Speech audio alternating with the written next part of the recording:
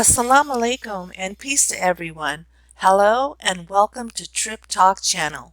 Inshallah, I will share interesting stories and information. Please help support this channel by hitting subscribe, like, share, and comment. I watched as Ben walked across the cafeteria, reach out and plucked a plastic wrap 2-pack of Oreo cookies from another student's lunch tray while that student was away from his seat, getting seconds or a glass of milk or something. I was the teacher on duty and knew Ben. He's in one of my classes. I intercepted him as he walked back to his seat. "Did you just take that person's cookies?" I asked, pointing at the unoccupied spot at an otherwise fully occupied lunch table. "Yes," he said, matter-of-factly stopping. "Does he know that you took them?" I asked. "No," he answered quickly, as Ben always does. "So you stole them?" "Yes," he said, then justified it. "I asked if I could have a second pack of cookies in the kitchen, and they said no. So this is the only way I could get some without getting in trouble." "But you stole them from him," I said, pointing over again at the lunch tray. The other student, Jackie, had returned and was looking in our direction. 6'4" with a round sunshine face. Jackie is in grade 11. Ben is in grade 9. "You can't do that," I said to him. "Well, I asked him," said Ben, "but he said no." "You can't do that," I repeated. "Plus, Jackie is a great guy. He's super nice." That's beside the point, I realized. "It was the only way I could get some without getting in trouble," Ben repeated, and then lowered his head. "I probably shouldn't have done that, should I?" "No," I said. "I'm sorry," he said. I extended my palm for the cookies. "They're already open," he said, clutching them closer and turning away slightly. I shook my head. "It doesn't matter." I reached out my index and thumb slowly and took the cookies. He let me have them. "Thank you." I walked over to Jackie, gave them back to him. Jackie immediately stood up, walked over, and gave the cookies back to Ben. "A great guy." "Thank you," said Ben. "Well, there you go," I said. "He's super nice, you see." We parted ways. Jackie and Ben went to their seats. I went to the kitchen, got a pack of cookies, and placed them on Jackie's tray as I walked by. I flashed him a heart sign with my hands, and we nodded. Respect, happy ending. But this is about Ben. He answered every one of my questions without a shred of hesitation. "Did you just take that person's cookies?" "Yes." "Does he know that you took them?" "No." "So you stole them?" "Yes." He spoke with an unbridled honesty and total transparency. He gave me a crystal clear glimpse into his unfiltered imagination. I asked if I could have a second pack of cookies in the kitchen, and they said no, so this was the only way I could get some without getting in trouble. Ben is autistic. He calls out in class. He moves about constantly, shifting to and from. He gets up suddenly and speed walks around in repetitive lines and circles. He has trouble containing his emotions. They're bigger than him. He's truthful in the deepest sense. He cannot lie. What you see is what you get. I've worked in a high school for 18 years and have come to realize I gravitate towards a particular type of student. Intelligent, articulate, sensitive, knowledgeable, and once you get to know them, so refreshingly honest. I will never be as interested in Disney movies as Ben, but I love listening to him talk. He can list all 60 Disney movies ever made in order of their release dates in less than 30 seconds. He asks questions, so many questions. "Have you seen The Little Mermaid? What do you think?" He jumps from topic to topic, especially if he's uninterested in what you're saying. He's got opinions, strong opinions. For example, he thinks fighting in hockey should be banned. If players fight, they should be penalized far more severely, he says. Why do they do that? It sets a terrible example. People like that deserve to die. Sometimes I can only laugh. Often I reel him in. Whoa, Ben. I play devil's advocate. Some people like fighting, Ben. Sometimes he listens. Sometimes he changes. Have you ever seen the Hunchback of Notre Dame? Sometimes I oblige. Yes, I have. Sometimes no. Whoa, hold on for a second, Ben. What's also refreshing is that when I get serious, he always stops and listens. Even animals in the wild fight, Ben. It doesn't mean they deserve to die.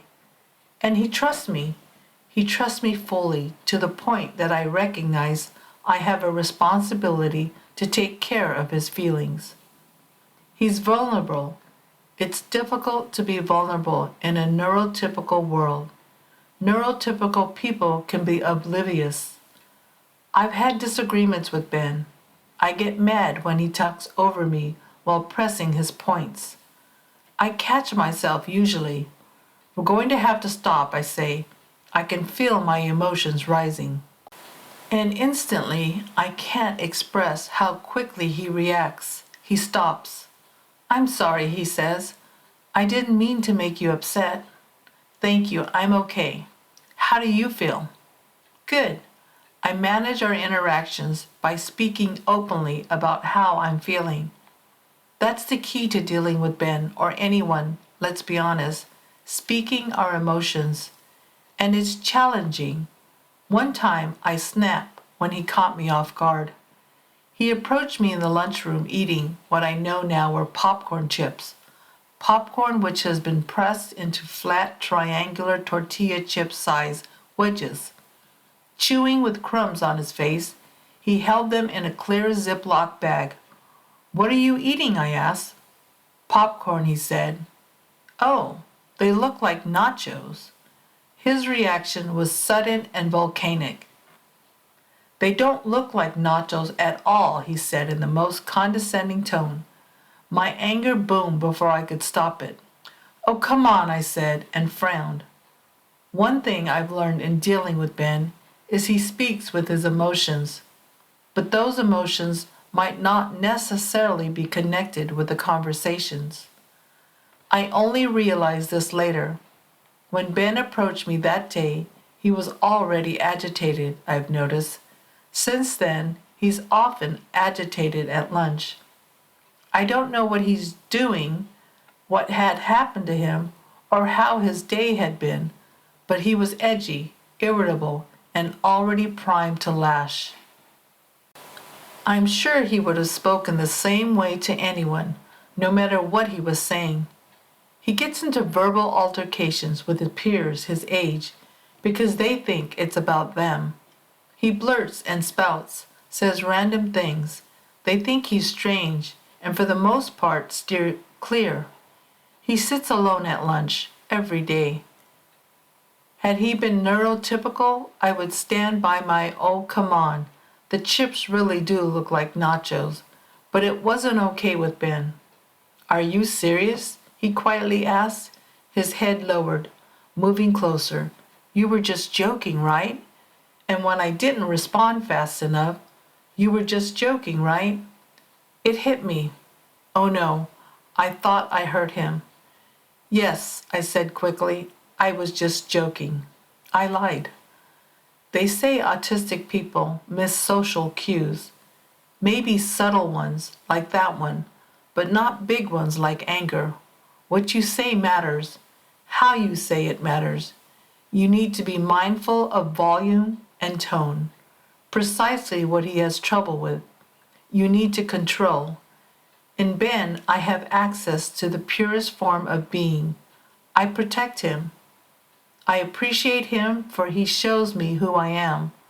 With every one of his reactions, he grants me access to honesty and truth that most people are incapable of granting. Even the best of us, we try hard, but it's our neurotypical flaw. We lie, we hide, we mask, we distract each other and ourselves. Does it do us any good? Yes, no, or maybe. Ben loves Disney movies, hockey, and music of all sorts. You should see him listen to a symphony or piano or hip hop or whatever. He moves with it and sings along. He feels it, you can tell, to the core of his bones. The gift of autism, engagement at the highest level. Must be the money, he says to greet me nowadays, a song reference to rapper Nelly, Ride With Me. He says it with a twinkle in his eye. He teases me, he teases everyone. He laughs, I laugh. Most shy away. If they only knew, if they weren't so scared, they'd realize the treasure of how much there is to learn about life, about love, about us, from Ben. I sit with him at lunch now. I let him talk. I let him talk his butt off. I answer his questions and roll with the punches. He's not perfect. He's learning, like the rest of us. The difference is, he has no choice. He wears his heart on his sleeve. That's the deal with autism. Ben is honest to a flaw, but only because our culture fears its own reflection. But we can learn, as Ben can learn. I shouldn't have done that, should I? To speak honestly and change our culture's perception. I hope you enjoyed our story today. Please hit the like button and subscribe to Trip Talk YouTube channel. Inshallah, we will see you in our next video. Masalama.